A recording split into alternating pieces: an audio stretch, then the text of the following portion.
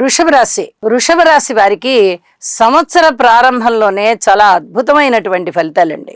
గురువుగారు ద్వితీయ స్థానంలో ఉన్నారు, శనిగారు లాభస్థానంలో ఉన్నారు, రాహు దశమంలో ఉన్నారు. ఇంకా ఏమి కావాలి?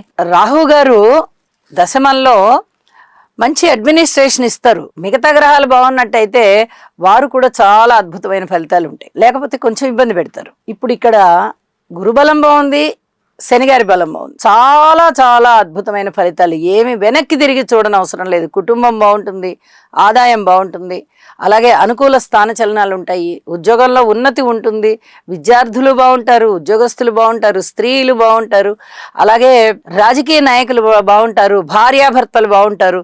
అన్ని విధాలుగాను ఒక్కళ్ళు అని లేకుండా అన్ని డివిజన్స్కి సంబంధించిన వారు కూడా చాలా అద్భుతమైన ఫలితాలతో నూతన ఉత్సాహంతో ఉంటారు. ఒక్క మాట చెప్పాలండి. ఇక జూన్ 2వ తేదీ వచ్చేటప్పటికి కర్కాటక రాశిలోకి గురువుగారు ప్రవేశిస్తున్నారు అనగానే కొంచెం ఫలితాలు తగ్గుతాయి వీరికి.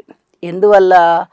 ఆయన తృతీయ స్థానంలో సంచరిస్తున్నారు కాబట్టి అంత బాగా ఉండవు. కానీ ఒక్క విషయం గుర్తుపెట్టుకోవాలి, అష్టమ స్థానానికి లాభస్థానానికి అధిపతి అయినటువంటి గురువుగారు తృతీయంలో ఉన్నారు. అన్నదమ్ముల సహాయ సహకారం ద్వారా కొంత మంచి జరగడానికి అవకాశం ఉన్నది.